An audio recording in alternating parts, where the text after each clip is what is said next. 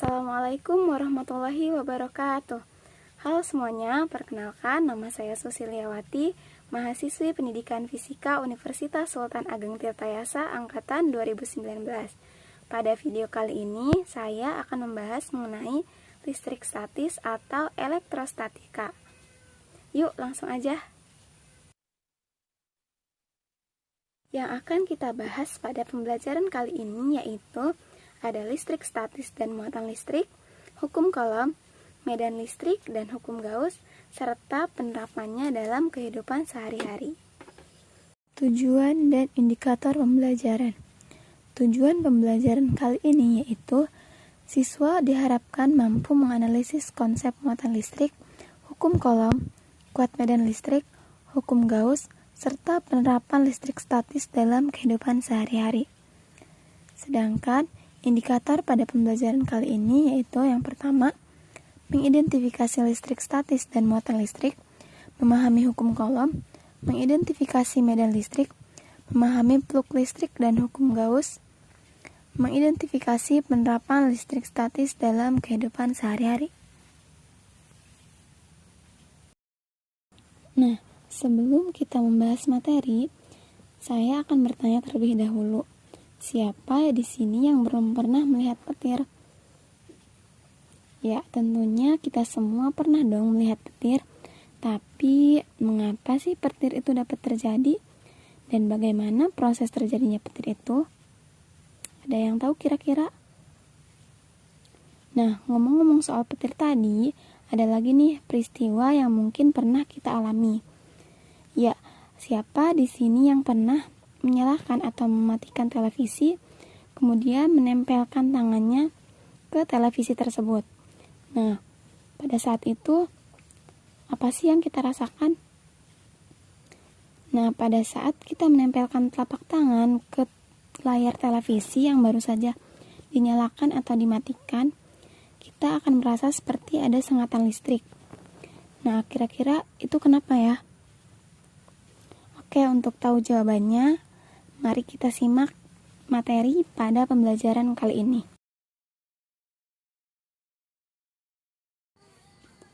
Materi kita yang pertama yaitu mengenai listrik statis dan muatan listrik.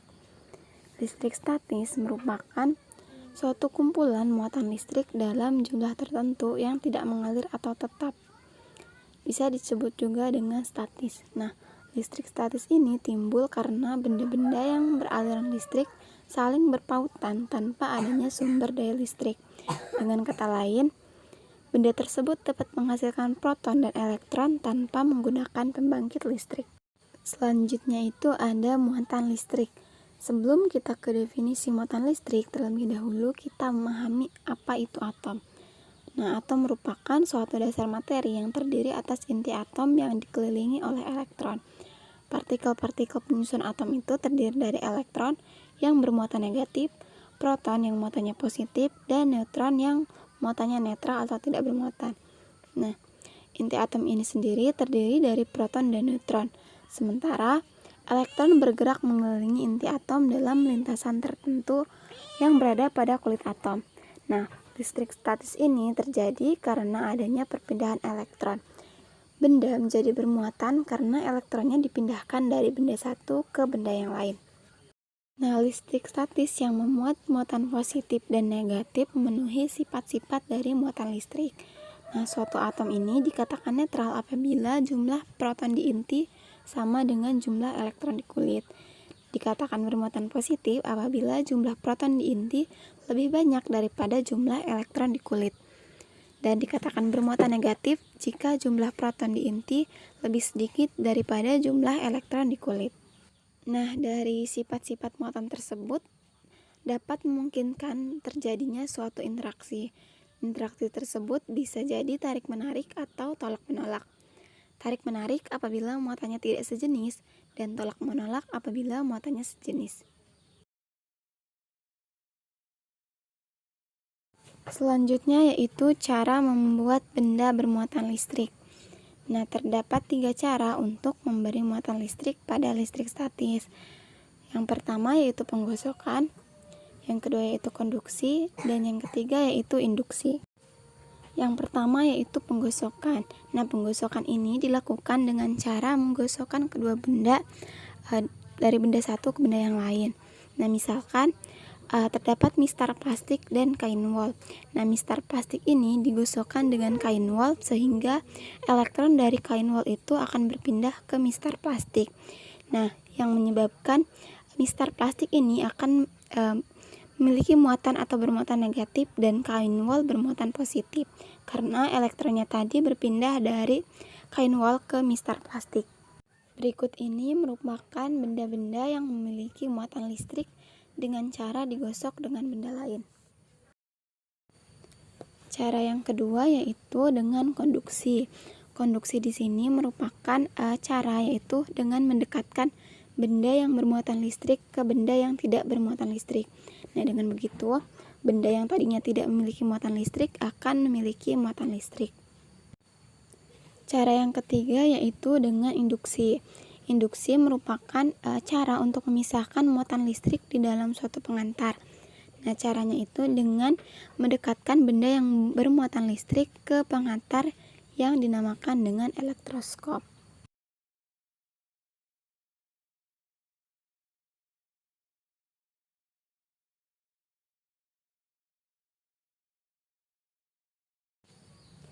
Ya, selanjutnya yaitu mengenai hukum Coulomb.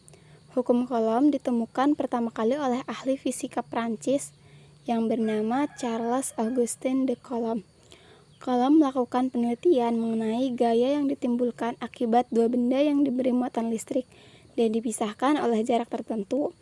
Nah, hukum Coulomb ini pada dasarnya menyatakan bahwa interaksi muatan listrik yang sejenis akan tolak-menolak, sedangkan muatan yang berlainan jenis akan tarik-menarik. Nah, dari hasil percobaan Coulomb dapat dinyatakan bunyi hukum Coulomb sebagai berikut. Besarnya gaya tarik-menarik atau tolak-menolak antara dua benda bermuatan listrik berbanding lurus dengan hasil kali kedua muatan tersebut dan berbanding terbalik dengan kuadrat jarak kedua muatan tersebut. Nah, misalnya ada dua muatan. Nah, perhatikan pada gambar, ada muatan Q1 dan Q2 yang berada pada jarak R1 sama lain dalam ruang hampa udara. Nah, jika Q1 dan Q2 ini memiliki muatan yang sama, maka kedua muatan akan saling tolak-menolak. Nah, contohnya seperti gambar yang ditunjukkan pada gambar A dan B. Pada gambar A, muatan Q1 dan Q2 sama-sama positif. Nah, untuk itu muatan Q1 mendapatkan gaya tolakan sebesar F12 ke kiri akibat interaksi dengan muatan Q2. Sementara itu, muatan Q2 mendapat gaya tolakan F21 ke kanan akibat interaksi dengan muatan Q1. Nah, begitupun yang terjadi pada gambar B. Muatan Q1 dan Q2 sama-sama bernilai negatif. Nah, sehingga terjadi gaya tolak-menolak pada masing-masing muatannya. Sebaliknya, jika Q1 dan Q2 memiliki muatan yang berbeda, maka kedua muatan akan saling tarik-menarik. Nah, contohnya seperti pada gambar C. Muatan Q1 positif dan muatan Q2 negatif, sehingga terjadi interaksi saling tarik-menarik antara dua muatan tersebut.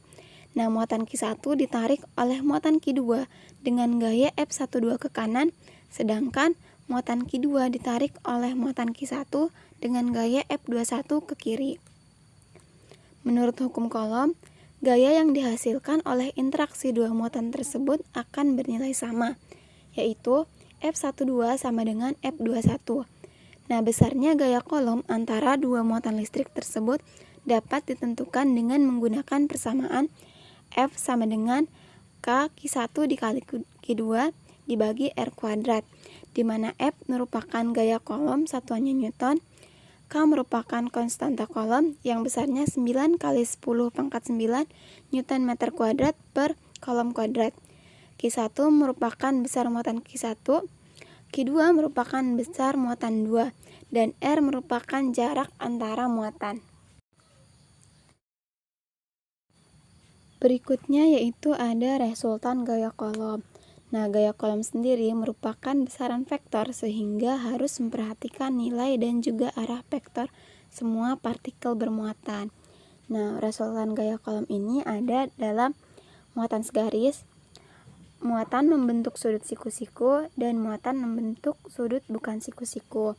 Nah, untuk muatan segaris, jika semua partikel bermuatan berada pada satu garis lurus, maka resultan gaya kolomnya dapat dirumuskan menjadi F total sama dengan F1 ditambah F2 ditambah F3 ditambah F4 dan seterusnya sampai ditambah dengan Fn.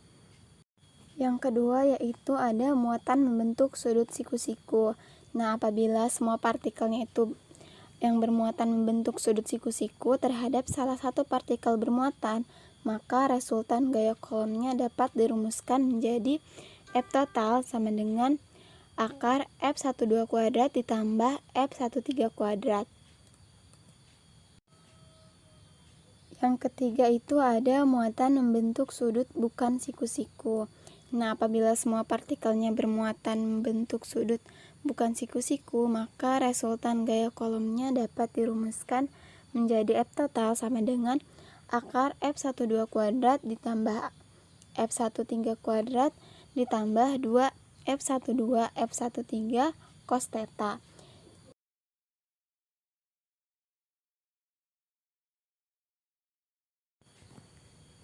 Materi kita selanjutnya yaitu ada mengenai medan listrik. Nah, medan listrik adalah daerah atau area atau ruang di sekitar muatan listrik, baik itu muatan positif maupun muatan negatif yang masih dipengaruhi gaya listrik. Medan listrik merupakan daerah di sekitar partikel bermuatan listrik yang masih dipengaruhi gaya kolom. Nah, benda bermuatan yang menghasilkan medan listrik itu dinamakan muatan sumber, dan muatan lain yang diletakkan dalam pengaruh medan listrik, muatan sumber dinamakan dengan muatan uji. Medan listrik mempunyai sifat-sifat tertentu. Yang pertama yaitu arah garis gayanya akan keluar dari muatan positif dan akan masuk ke dalam muatan negatif. Nah, garis hal ini digunakan untuk menyatakan adanya medan listrik yang arahnya dari muatan positif atau proton ke muatan negatif atau elektron. Nah, ketika muatan positif berpindah ke muatan negatif, maka akan saling tarik-menarik. Sedangkan ketika muatan sejenis, yaitu misal positif dengan positif atau negatif dengan negatif, saling berdekatan atau berpindah, maka akan saling tolak-menolak. Sifat yang kedua yaitu garis-garisnya tidak boleh saling berpotongan. Nah, garis-garis medan listrik ini tidak boleh saling berpotongan satu sama lain. Sifat yang ketiga yaitu semakin banyak garisnya, maka semakin kuat pula medan listriknya. Nah, artinya pada suatu muatan listrik semakin banyak garis-garis medan listriknya, maka muatan tersebut akan semakin kuat medan listriknya, sedangkan yang sedikit garisnya itu medan listriknya semakin lemah. Materi selanjutnya yaitu kuat medan listrik. Nah, medan listrik dipengaruhi juga oleh jarak. Nah, semakin jauh jarak suatu titik dari suatu muatan sumber, maka medan listrik yang dirasakan di suatu titik itu akan semakin lemah. Begitupun dengan sebaliknya. Nah, sehingga kuat medan listrik ini pada suatu titik di sekitar muatan akan berbanding terbalik dengan kuadrat jarak antara titik tersebut. Sedangkan semakin besar muatan sumber, maka semakin besar pula medan listriknya, atau dapat ditulis sebagai E sebanding dengan Q. Nah, kuat medan listrik ini dapat didefinisikan dalam persamaan E sama dengan F per Q0 atau E sama dengan K/Q per R kuadrat. Dengan E itu sama dengan kuat medan listrik, F sama dengan gaya kolom, K sama dengan konstanta kolom, Q sama dengan besar muatan listrik, Q0 sama dengan besar muatan uji, dan R sama dengan jarak muatan terhadap titik tertentu. Selanjutnya itu ada resultan medan listrik. Nah, apabila terdapat lebih dari satu muatan sumber, maka besarnya medan listrik yang bekerja pada partikel itu sama dengan jumlah vektornya. Nah, dalam menghitung resultan medan listrik yang dihasilkan partikel bermuatan listrik, harus memperhatikan arah vektor medan listriknya. Nah, jenis-jenis resultan medan listrik itu ada dua. Yang pertama itu partikel dalam satu garis lurus. Nah, jika semua partikelnya bermuatan berada pada satu garis lurus, maka resultan medan listriknya dapat dituliskan sebagai E total sama dengan E1 ditambah E2 ditambah E3 ditambah E4 dan seterusnya sampai dengan ditambah En. Nah, yang kedua ada partikel membentuk sudut tertentu. Nah, apabila semua partikelnya itu bermuatan membentuk sudut tertentu, maka resultan medan listriknya dirumuskan dengan persamaan E total sama dengan akar E1 kuadrat ditambah E2 kuadrat ditambah 2E1E2 cos theta. Nah, ini tuh dengan menggunakan metode analisis vektor. Ya, selanjutnya itu ada hukum Gauss. Nah, kita perhatikan gambar. Di situ terdapat sebuah plat di mana terdapat juga garis-garis gaya atau garis-garis listrik. Nah, terdapat juga medan listrik yang menuju ke masa sumber menuju garis normal. Garis-garis medan listrik ini merupakan garis bersambungan yang selalu mengarah menuju masa sumber medan listrik. Semakin banyak garis-garis medan listriknya, maka semakin kuat juga medan listriknya. Nah, hukum Gauss ini menjelaskan tentang jumlah garis-garis gaya listrik atau plug listrik yang menembus suatu permukaan tertutup, sama dengan jumlah muatan listrik yang dilingkupi oleh permukaan tertutup dibagi dengan permitivitas udara. Secara matematis, hukum Gauss dapat dirumuskan Pi sama dengan EA cos theta sama dengan sigma Q per epsilon 0. Dengan A sama dengan luas permukaan tertutup, Pi sama dengan flux listrik, theta sama dengan sudut antara E dan arah normal, E sama dengan medan listrik, dan epsilon 0 sama dengan permitivitas udara. Berikutnya yaitu ada medan listrik bagi distributor muatan kontinu. Nah, hukum Gauss ini dapat digunakan untuk menghitung kuat medan listrik dari suatu sistem muatan konduktor bersimetri tinggi, seperti konduktor dua keping sejajar dan konduktor bola berongga. Yang pertama, konduktor dua keping sejajar. Nah, kita perhatikan gambar. Di situ terdapat dua buah keping pelat yang sejajar dengan rapat tiap muatan adalah yang pertama itu positif dan yang kedua itu negatif. Nah, maka arah medan dari muatan positif akan menuju ke muatan negatif. Nah, berdasarkan gambar tersebut dapat didefinisikan bahwa rapat muatan listrik itu merupakan muatan per satuan luas atau sigma sama dengan Q per A. Nah, karena jumlah garis medan yang menembus keping atau flux adalah Pi sama dengan EA cos theta sama dengan sigma Q per epsilon 0, maka medan listrik yang menembus keping secara tegak lurus nilai tetanya itu sama dengan 0, di mana cos 0 itu sama dengan 1, sehingga EA sama dengan sigma Q per epsilon 0, atau kita substitusikan E sama dengan Q per A dikali 1 per epsilon 0, di mana Q per A itu kita tahu bahwa itu adalah sigma, maka E-nya itu sama dengan sigma per epsilon 0.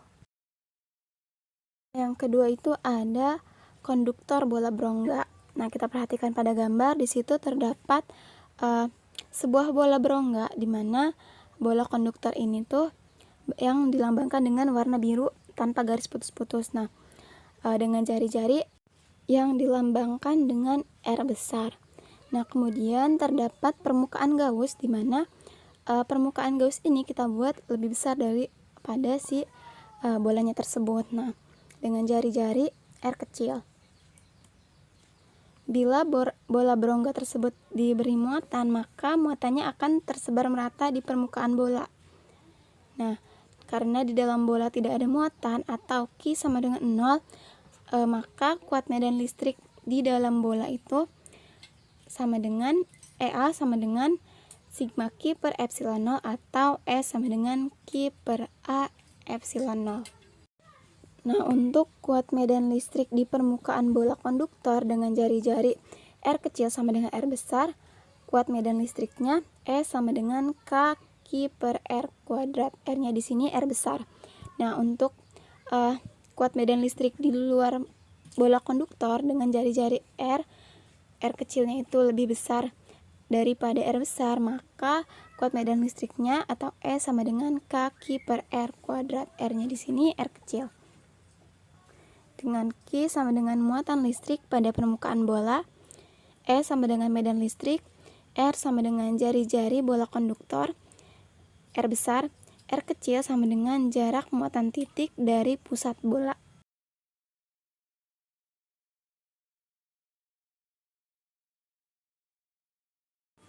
Materi terakhir yaitu ada penerapan listrik statis. Nah, berikut ini ada contoh-contoh penerapan dari listrik statis dalam kehidupan sehari-hari. Yang pertama ada debu yang menempel pada layar televisi. Nah, kita tentu pernah melihat sering debu itu menempel pada layar televisi walaupun sudah dibersihkan. Nah, hal ini disebabkan karena debu tersebut ditarik oleh listrik yang ada pada layar televisi. Nah, sebuah layar televisi itu akan secara konstan ditembaki oleh elektron-elektron yang dihasilkan oleh elektron yang ada di televisi, sehingga layar televisi akan bermuatan negatif. Nah, muatan negatif inilah yang akan menginduksi partikel debu dalam udara yang ada di depan kaca TV, sehingga akhirnya debu menempel dan mendapat gaya tarikan pada layar televisi. Nah, yang selanjutnya itu ada terjadinya petir yang sudah kita bahas di awal sebelumnya. Nah, petir ini merupakan salah satu contoh dari fenomena listrik statis. Nah, karena terjadinya itu akibat adanya perpindahan elektron. Nah, petir hanya muncul dengan waktu yang singkat ketika elektron bebas berhasil berpindah tempat. Maka petir ini akan hilang. Nah, ketika langit berlebihan elektron, petir pun muncul mengarah ke daerah yang memiliki elektron yang lebih sedikit. Karena elektron di langit yang sudah terlalu menumpuk, petir akhirnya secara cepat menyambar benda-benda tinggi yang ada di bumi. Yang terakhir ada printer laser. Nah, printer laser ini bekerja menggunakan konsep dari muatan listrik statis. Nah, pada saat drum yang bermuatan positif berputar, laser bersinar melintasi permukaan yang tidak bermuatan. Laser selanjutnya menggambar pada kertas yang bermuatan negatif. Nah, berikutnya ada contoh soal dari materi listrik statis kali ini, di mana contohnya ada sebuah benda bermassa 15 mikrogram bermuatan 7,5 mikrokolom. Jika percepatan gravitasi 10 meter per sekon kuadrat dan gesekan udara diabaikan, maka kuat medan listrik yang dibutuhkan untuk menahan benda agar dapat terapung di udara sebesar berapa gitu, teman-teman. Nah, penyelesaiannya kita ketahui bahwa massa benda tersebut itu 15 mikrogram atau 15 kali 10 pangkat 6 kilogram. Kemudian kita tahu juga bahwa muatannya itu sama dengan 7,5 mikrokolom atau 75 kali 10 pangkat min 7 kolom. Dan gaya gravitasinya 10 meter per sekon. Kemudian yang ditanyakan itu ada kuat medan listrik yang dibutuhkan untuk menahan benda tersebut agar terapung di udara. Nah, agar benda tersebut terapung di udara, maka syaratnya itu W itu kan adalah gaya beratnya sama dengan gaya listrik Q kali E. Nah, Q kali E ini dari gaya listrik. Nah, kita masukkan angkanya di mana M sama dengan 15 kali 10 pangkat min 6 dikali dengan G10 sama dengan besar muatannya ini 75 kali 10 pangkat min 7 dikali dengan E yang akan kita cari tahu. Nah, selanjutnya itu ada 15 kali 10 pangkat 5. Nah, ini didapat dari perkalian sebelumnya sama dengan 75 kali 10 pangkat min 7 dikali E. Nah, kemudian kita pindah ruaskan jadi E sama dengan 15 kali 10 pangkat min 5 dibagi 75 kali 10 pangkat min 7. Kita dapatkan E sama dengan 20 Newton per kolom. Jadi, kuat medan listrik yang dibutuhkan untuk menahan benda tersebut agar tetap terapung di udara sebesar 20 Newton per kolom. Dari materi yang telah kita dipelajari tadi dapat disimpulkan bahwa listrik statis adalah suatu kumpulan muatan listrik dalam jumlah tertentu yang tidak mengalir atau tetap. Nah, listrik statis ini membahas mengenai besaran-besaran yang timbul akibat interaksi dari muatan listrik tersebut, seperti hukum Gauss, hukum Coulomb, dan medan listrik.